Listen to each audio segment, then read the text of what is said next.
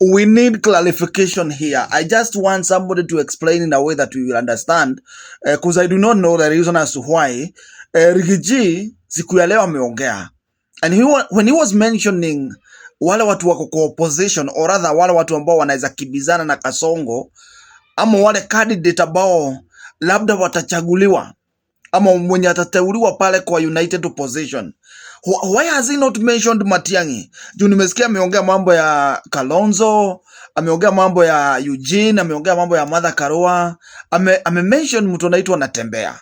But nowhere mention Matiang'i. Like, okay, this is what he has said. Alikata wacha kuugiria tiriri. Nitogũcagũra gatagati gaitu no gakorwo agitengerania na Kasongo 2027 tondu Kasongo ni ara insist na ni arauga tukorwo tukicagura no gukorwo agitengerania nake, na ni tugucagura na gutire mundu utagiriire kana guti mundu utangihota gutengeria Kasongo. Tungiuga ni mundu witwo Kalonzo, tungiuga ni mundu gwitwo Eugene, tungiuga ni Martha Karua, tungiuga ni mundu gwitwo Natembea, onake we mwene Gachagua ikira hauga ona nie ni njiganite gukorwo ngitengeria Kasongo na kumuinukia. He did not mention Matiang'i anywhere. What is happening?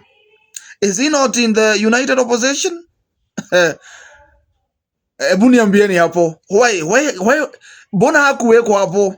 Mbona Gachagua hakumention? And I think that statement was deliberate. Okay, anyway. Let us see. Tugoje tuone vile kunaenda, kwa sababu ni kama sielewi mimi.